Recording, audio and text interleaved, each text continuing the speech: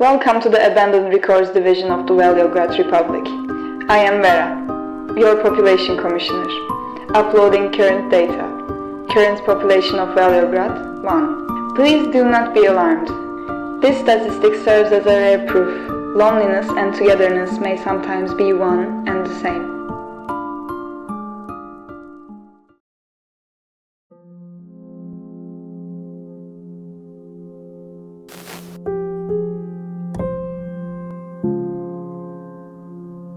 It's the last day of school. I don't feel like joining the crowd outside. All that cheering, hugging, shouting, just not my scene. So instead, I opened the book Lena gave me for my birthday. She'd wrap it in a newspaper. I'm sure right now she's somewhere quiet, watching from afar, thinking about the 4 years behind us.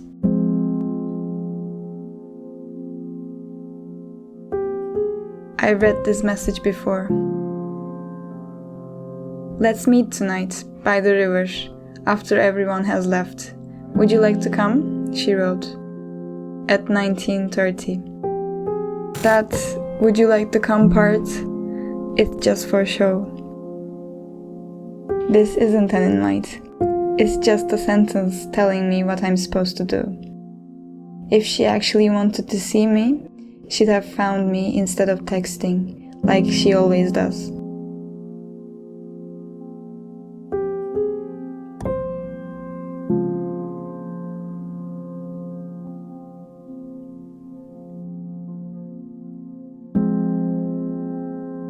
I can see the bridge and the grass by the river from here. It's still early for the meeting. Time in Volgograd flows at its own pace. It never rushes anyone. But the moment I think about moving, it holds its breath and stands still, as if it doesn't want to mess with my decision. I'm not sure if I'll go see Lena. Maybe I'll just drop by while passing through, by the river, as if it were a total coincidence.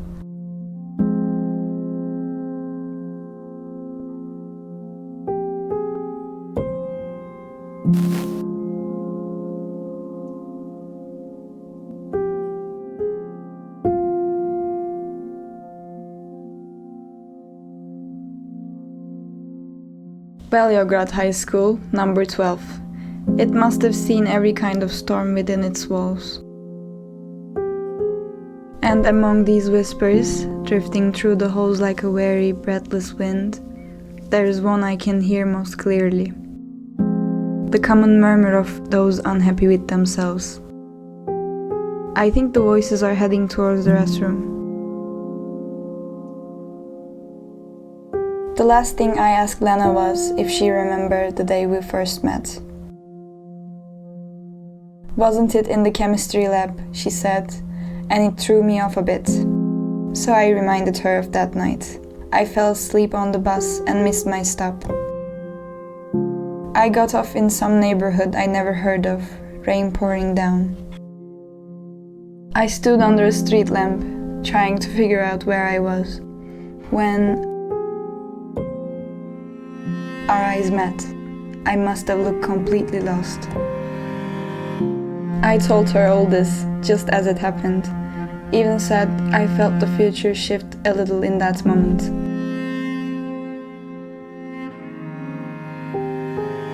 But Lena insisted it happened much later. Sometimes memories act like uncanny creatures, shifting places the moment I blink or turn away, or simply stop looking.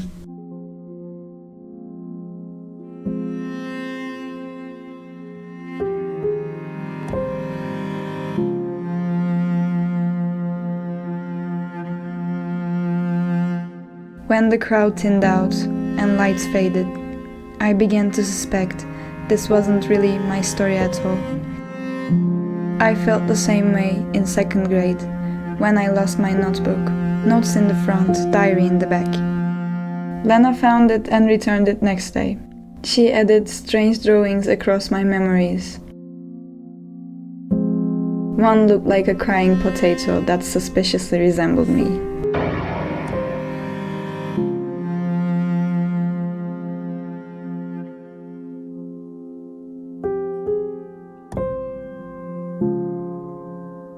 The time has already come.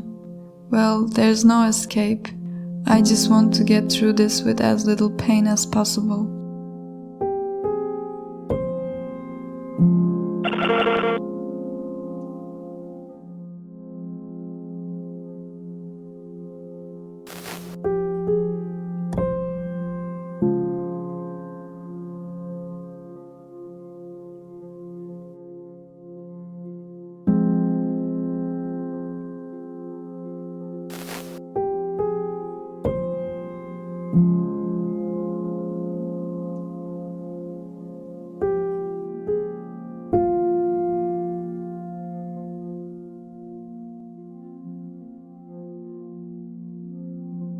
You have a face, yes. But it's the kind of face that seems like it might say something at first glance. Yet, when you are not looking, it keeps its silence. It just sits there. That's my face. Here's a question. Can a person long for something they have never lived? I think about it. Great loves, fights, and reconciliations. I have heard them all from others, mostly the old ones.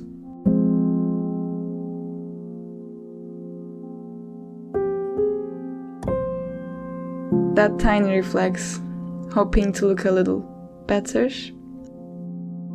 Who cares?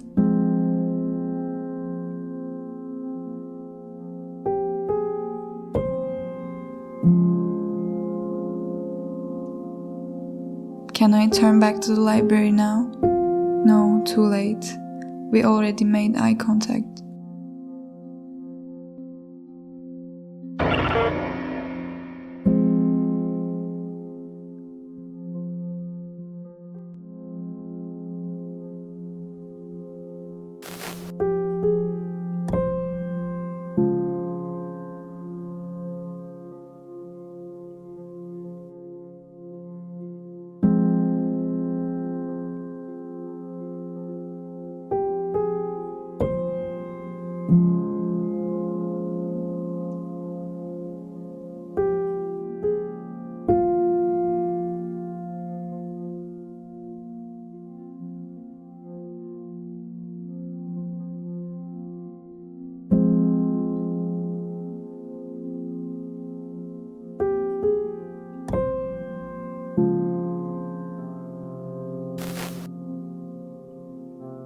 Lena gave me this book at our hiding spot by the river, just before they built the bridge.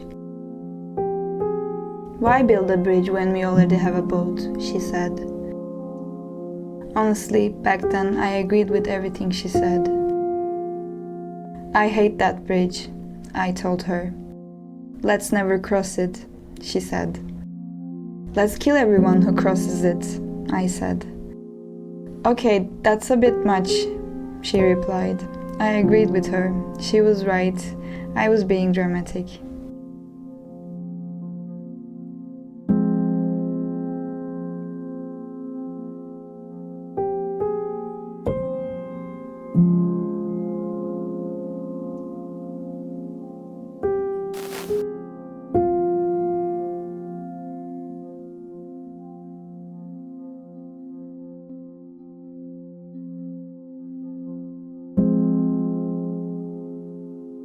Last year, I told Lena cutting her hair short was a terrible idea. My punishment was getting thrown right into this wall.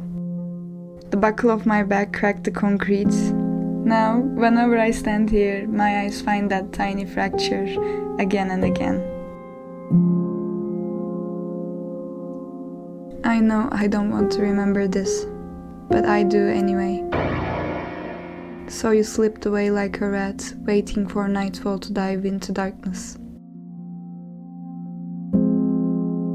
The dark took you in, and you let it happen. I still feel its weight. As if someone built this wall just to collapse in one clean piece right onto me. My eyelids swollen from crying, finally closed, I fell asleep.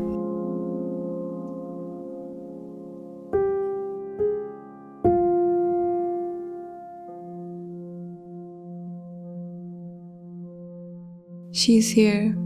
I have to stay calm. Just don't let her notice I'm trembling.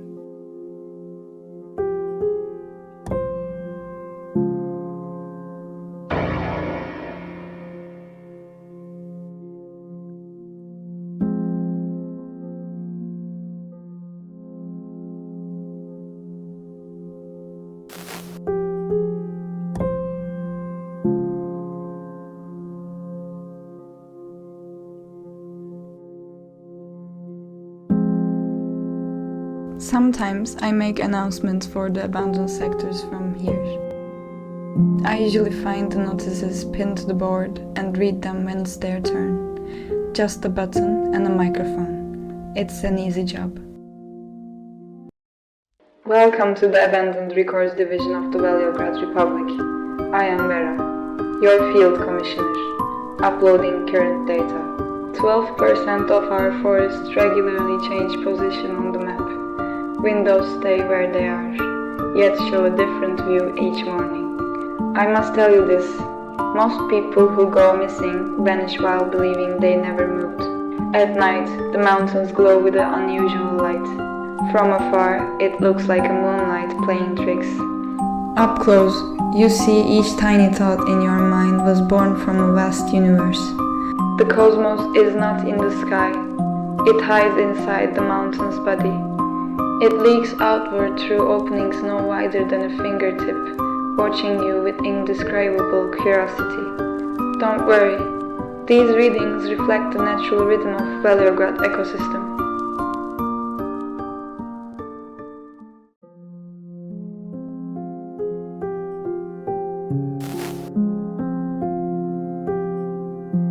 I've checked everywhere. There is no one else in this school but me. Just put the book away already. Its pages are empty anyway.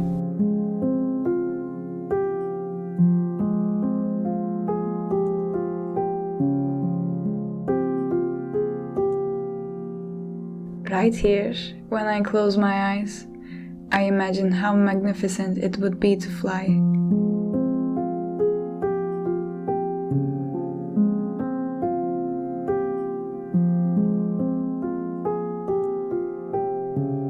Early this year, Lena stayed with me for about a month. She said she was depressed. It was a rough time, but I secretly loved it. I mean, of course I felt sorry for her.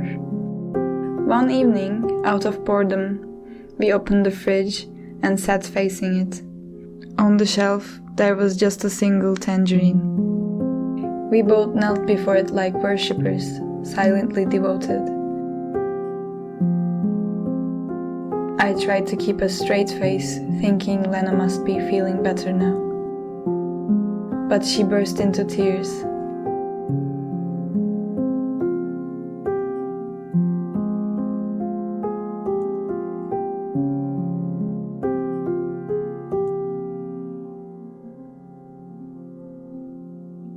It was a freezing day. Snowflakes melted mid-air before they could touch the ground. When Lena saw it snow, she abandoned our beer plan and insisted we just walk instead. We talked about nonsense and laughed at things only two of us found funny, like always. Then we stopped by a phone booth. Lena picked up the receiver and mashed buttons, even though she knew it was broken. Nothing happened. Later she suddenly complained, wishing we bought beer after all. Her complaining grew louder, wilder, almost too much. I watched her, amused. I bent down to pet a passing cat, tripped on the curb and fell. The whole school swarmed me. I saw Lena a little distance away, laughing so hard she couldn't breathe. Then somehow, we ended up here, in this parking lot. And out of nowhere, I asked her what she'd do after graduation. She looked at me. Her eyes were so moist. I could see everything clearly there. I saw a city I'd never been to, street by street. A neon-lit square, a record shop with a deep blue curtain in the window. even the cafe where she'd read in the evenings.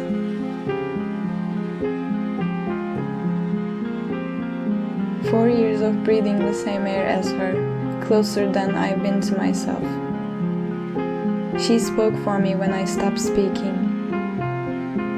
She broke every excuse I made to myself. Lena shaped all my darkness into a velvet flower. Countless times, it was Lena, always there with her warnings, telling me never to cross the bridge. And in that moment, I blinked, turned away, or stopped looking. Everything shifted places. Don't you dare open your mouth.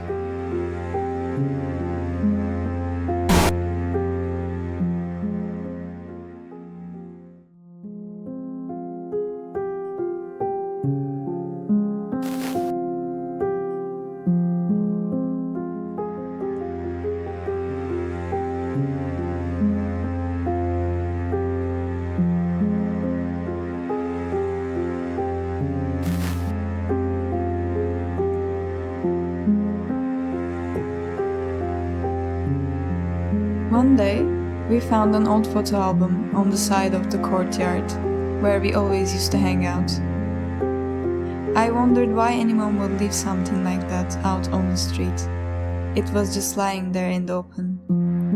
When we opened it, unfamiliar faces stared back at us. Still, we kept turning the pages. There was no reason not to look. Lena started making up names for the people in the photos. She claimed that we lived in the same neighborhood and that she knew them. I have to admit, the stories she told were quite funny. Of course, the places didn't look like our streets, and the dates didn't match her stories at all.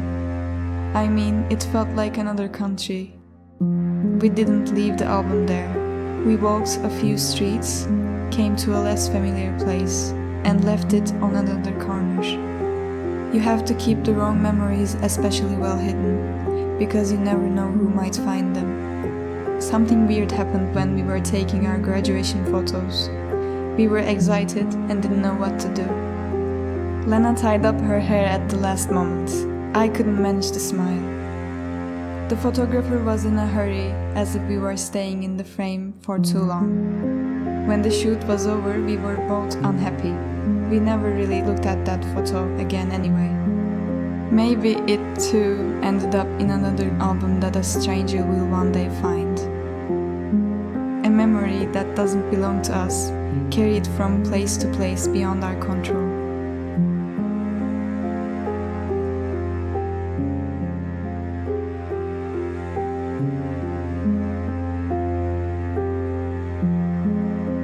The hall was empty. The stands faded into the dark. The ceiling stretched too high, and despite the lights being on, the space never felt quite bright enough. Hard to believe, but the floor had cracked right down the middle. It wasn't cold that spread from the crack, it was darkness. And within that darkness lay a body, uncovered, left as if in a rush, as though no one had dared to pause and truly look. I couldn't tell who it was. I didn't see the face, or maybe I didn't want to. But I noticed something. No one was crying, no one was running, no one was screaming. You know how, during roll call, the teacher's voice drifted through the room in the exact same rhythm, the exact same tone. Names are read one by one, and we answer without a second thought. It's not the meaning that matters, but the melody. The whole list rests in our minds like a poem learned by heart. Then, at some point, a name comes and silence follows. The teacher pauses, a brief, tiny pause. Then the list moves on, even though the harmony of the poem has already been broken. That name is never called again, not the next day, nor the week after. The poem simply rewrites itself in our minds, and no one asks why. That body was just like that. It was there, and whatever it had endured, it disrupted the rhythm of the whole. and that is precisely why I need to bring them back.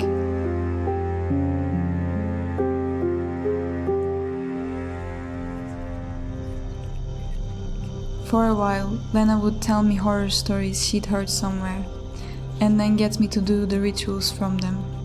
That's how we started playing eerie, unsettling, and strange games together.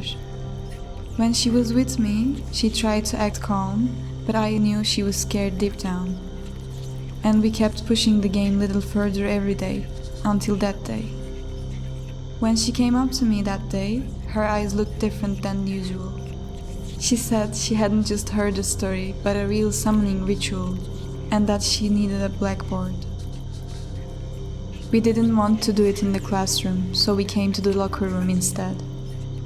At the far end of the room stood that massive blackboard. Lena explained the rules first. Wait until midnight. Draw a bird right in the center of the board with chalk, but give it only one wing. Do not draw the other. Close your eyes and whisper. You can't fly with one wing, take mine. If you think you paid your debt, do not look back. I didn't get any of it. Besides, I had no intention of waiting until midnight. She didn't want to wait either. That day, we decided to put an end to these horror games. We weren't even sure what we were trying to summon anyway. But now I know.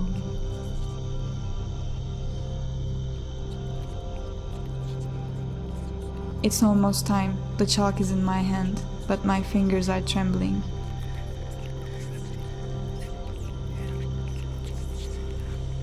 I drag the chalk across the board's cold, rough surface. A crooked body, a head, a beak.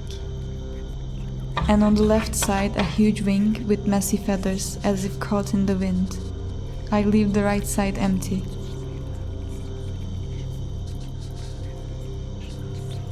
When I closed my eyes, I felt a slight dizziness.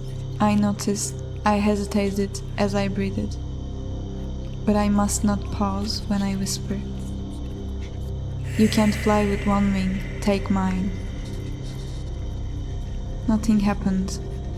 The bird is still there, a lifeless, one-winged chalk mark.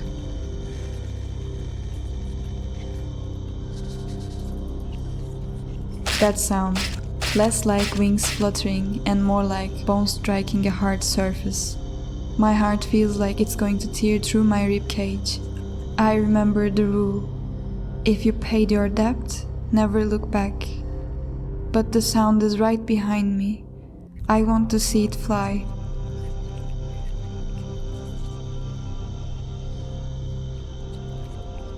Curiosity won over fear. Did I really expect that chalk bird on the board to move?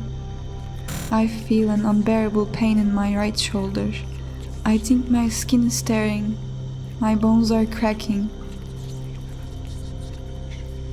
I imagine a huge wing bursting out of my shoulder, its feathers scattered, stark white, coated in chalk dust. Was this the price of my imagination? To become a bird with a broken wing, even if it's made of nothing but chalk dust. If I can fly to Lena, that body won't lie there anymore, silent at the center of the split floor.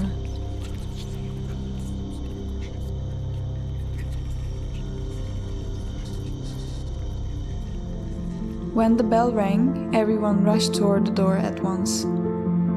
Chairs scraped noisily, bags were grabbed. People poured into the hallway, but we stayed where we were. We weren't in a hurry. Lena packed her bag slowly on purpose, just like always. She didn't zip it up, didn't stack her notebooks neatly. She was stretching the time. I bent down to take off my school shoes and put on my walking shoes. Just then, Lena ran over and gave one of my shoes a quick kick. My shoe flew out of the open window. For a moment, I didn't know what to do. I remember being caught between getting angry and laughing. It was too early to go home anyway. When we stepped into the yard, it still felt like daytime, warm and full of colors. as if the day didn't want to end. In the yard, Lena and I would always sit side by side, looking in the same direction. Even the moments when we didn't speak were a kind of silence that belonged to us. In those moments, whenever I asked, "What are you thinking about?" she would always say the same thing. "I'm thinking about you." Yes, she was thinking about me, but to be thought of isn't the same as truly existing.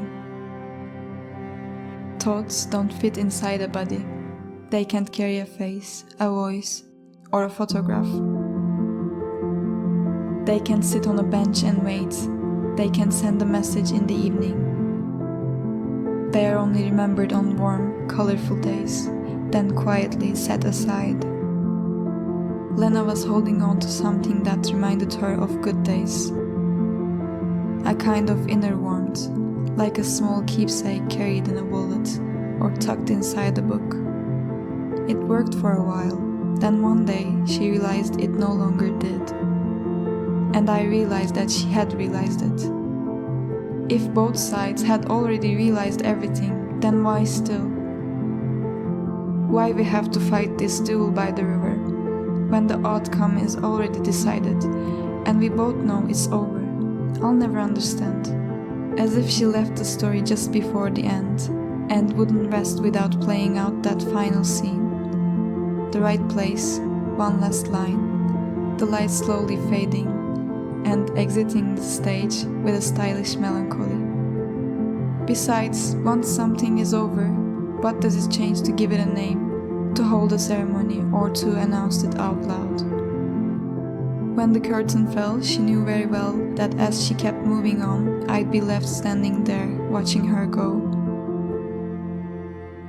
The yard knew it. The bridge knew it too. The school walls, the echoes lingering in the hallways, the chill of the evening, they all knew. Some people just pass through, others stay behind. A school doesn't remember names, it remembers absences.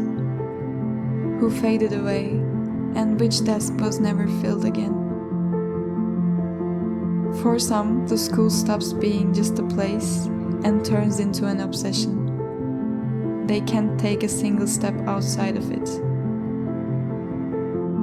When we stepped into the yard, it still felt like daytime, warm and full of color. In the yard, Lena and I always sit side by side, looking off in the same direction. In those moments, whenever I asked, "What are you thinking about?" she would always say the same thing. "I'm thinking about you."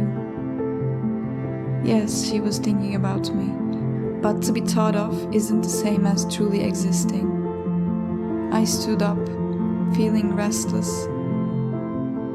I didn't even realize I was clenching my fists. Lena reached out. She took my hand. We waited for a moment. Then, in the middle of the yard, with no one watching, we spun around as if we were dancing. It lasted only a moment. It was one of those moments that would lose its magic if it went on for even a second longer. It ended exactly where it needed to end. The school quietly saved this to its memory.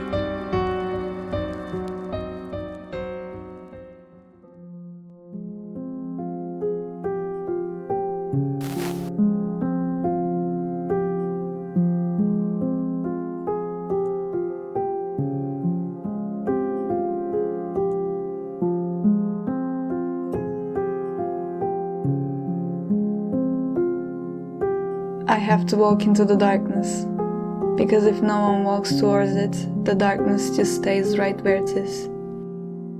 You don't go to the edge of the light just to see what's there.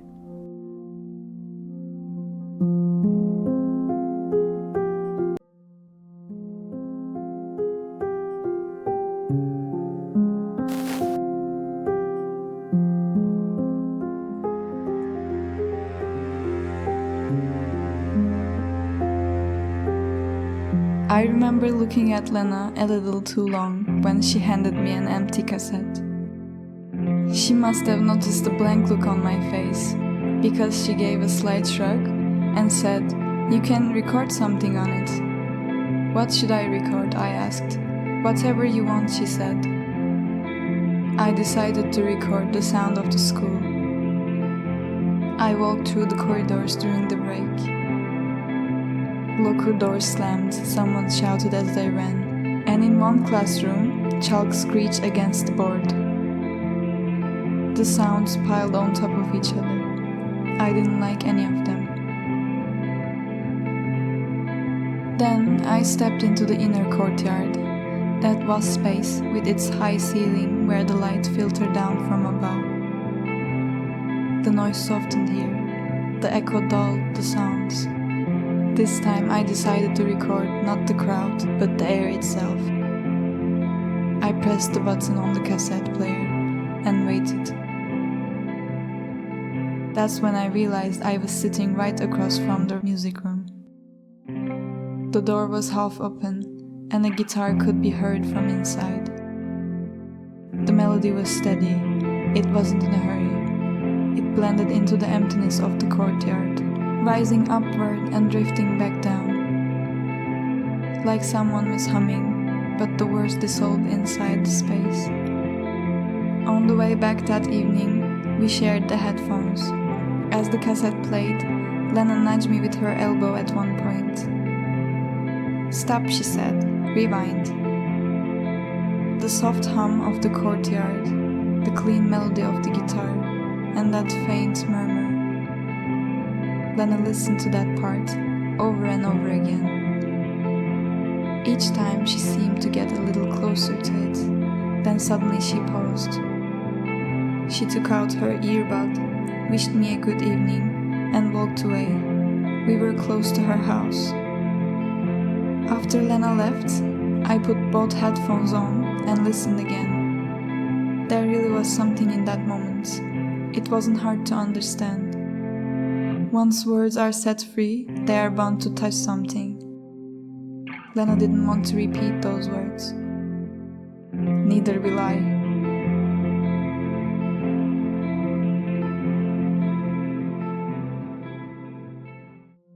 There was no light. I stood in front of a thick door, rusted and heavy. The lamp lighting the boiler room below was about to die. Even so, the boilers were still running, casting a deep orange glow. No one had told them to stop. I went down. Like a devotee, I surrendered to the darkness, feeling my way through. I knew what I had to do. I grabbed the coal sack and started dragging it. The dull sound it made across the concrete was enough to drown out the pain in my hands. My strength faded, but I didn't fall. Because if I fall, your world freezes. I can't stop to think whether what drips from my palms is blood, or the tears of these exhausted boilers. I must hurl the sack into the heart of the fire, so the hum can begin. The hum is the hymn of this building, a faithful rhythm that has never changed for years. Look, the pipes are expanding, the metal creaks, it suffers, but it stands. Just like once we did, just like I do now. The school doesn't wake to the sound of the bell in the morning. This place breathes first. This darkness wakes first. No one knows this hidden awakening. No one asks what sweat, what torment this warmth is drawn from. But the concrete knows, the iron knows. These walls know every drop of sweat I've shed for you. No one remembers which underground ritual this heat comes from, Lena. Not even you see how I'm falling apart down here. Look at me. I'm standing ankle deep in water. This is a dark, soot-stained baptism. I'm not washing away our sins in this water. I'm washing away the cold. I'm ready to burn here 1,000 times for you.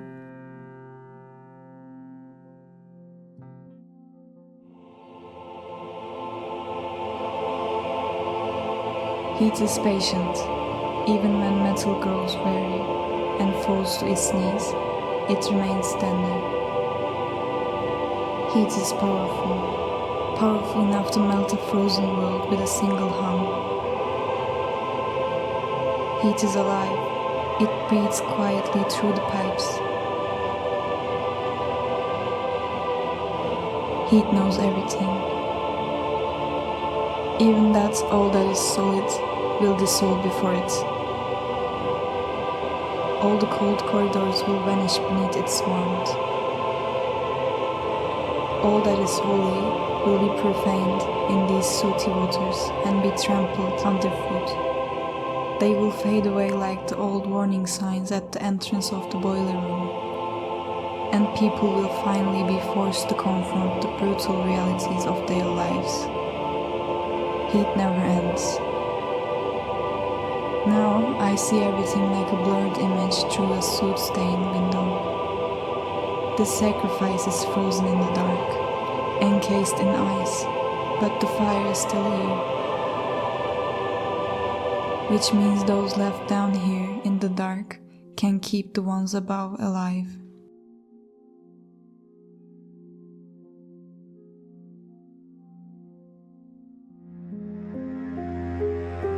What could I even do? What was done was done. Nothing I did would change the shape of what had already happened. If you are standing at the edge of a cliff with nowhere to go but down, and you are tired of waiting, at least you look at the view. If you are braver, you test your limits a little, but the cliff is still there. 4 days, I ignored everything. Ignoring it was more exhausting than I had expected. When the indifference became unbearable, I decided to find Lena. After a 10-minute walk around the neighborhood, I managed to find her. She was never good at hiding. When she saw me, she knew the moment had come. She took a deep breath. She was about to speak. Her lips moved. I knew what she was going to say. I knew it would hurt. In that moment, I realized I wasn't ready for it. I wish I had stayed home. Why did I want to face it? Why now? Right then, a miracle happened, and a violent noise erupted behind us. As people ran toward the sound, I stayed where I was for a few seconds. Then I took a few steps toward it, as if stepping into the noise would somehow set things right. Just then, Lena grabbed my arm. It wasn't harsh, but it was enough to stop me. There are moments when nothing changes, whether you move forward or turn back. I turned. Lena was gone. I was left alone in the park. The noise hadn't faded. Somewhere, the ground was still shaking violently.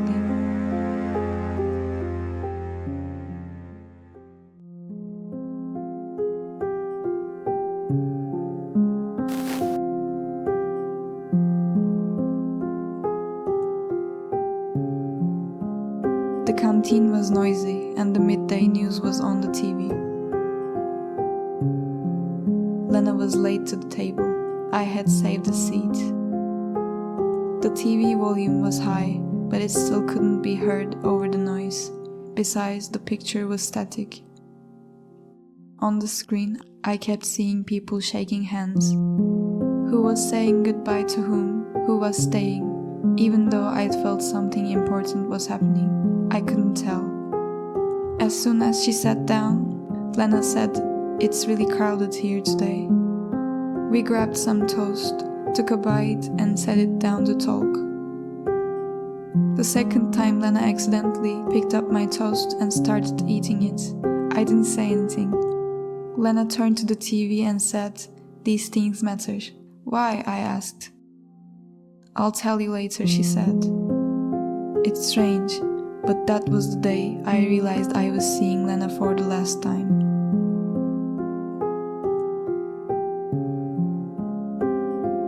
walked through a narrow corridor. It looked ordinary, but then I realized it had begun to breathe. The walls matched the rhythm of my steps, widening slightly as I moved forward. At the end of the corridor, I entered a room. This place was a space museum.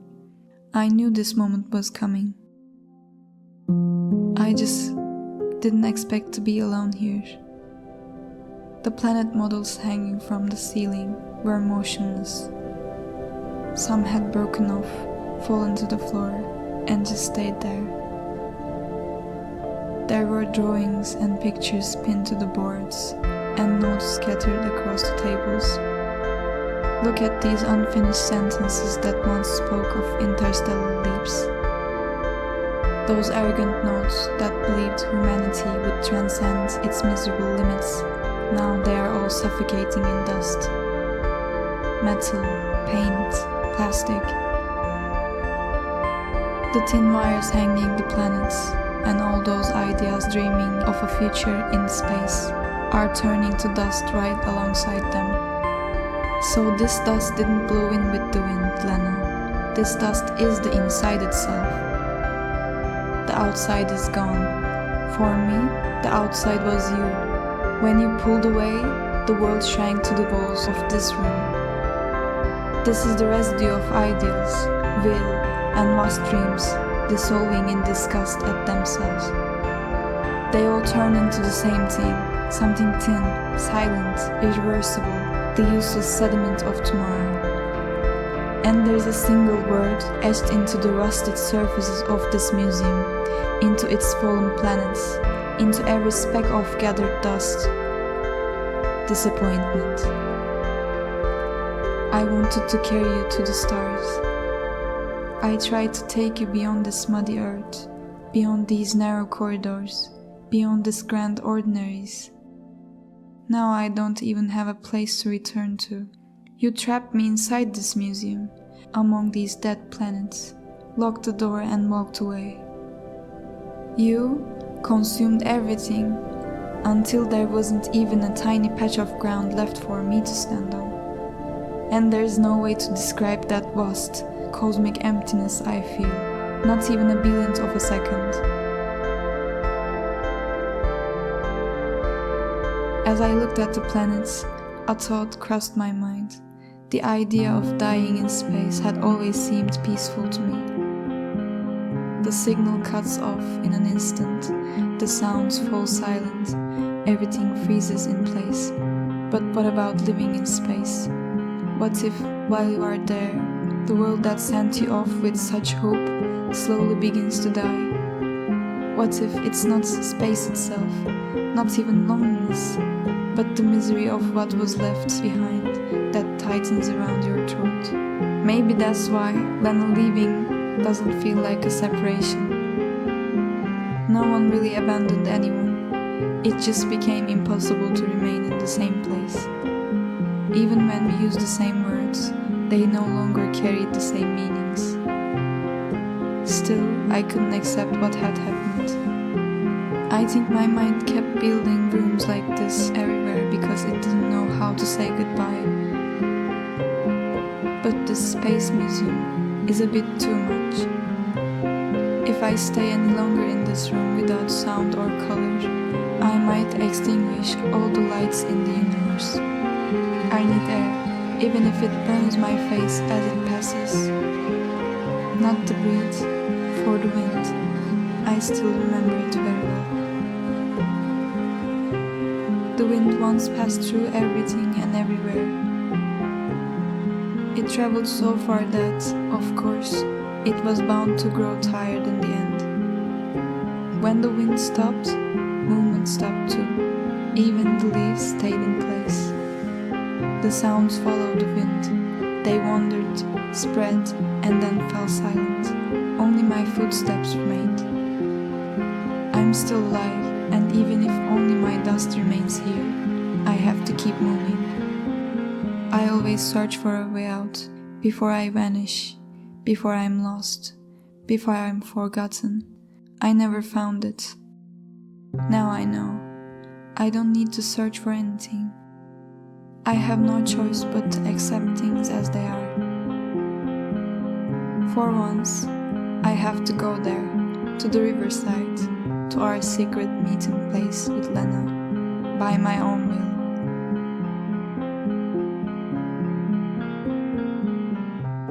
The wind brushed past my face, warm and slow, as the scent of flowers, grass, and soil filled me.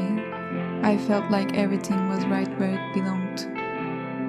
Lena had just come out of her final exam and hurried toward me with that lightness. There was no way she had done well on that exam, and yet her eyes were shining. I asked how it went. "Don't talk, give me a cigarette," she said. The moment I bent toward my bed, she wrapped her arms tightly around my neck, and she kissed me. I couldn't think about where this sudden joy arriving after months came from. Happiness didn't allow it. I couldn't ask why she had a foreign book in her room, or clothes meant for another climate in her wardrobe. I didn't want to.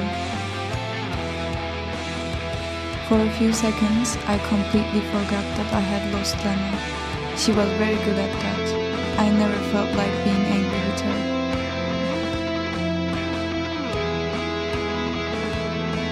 Lena, I'm calling out to you from that desolate place where I thought it was no longer possible to make my voice heard, from my own silent world.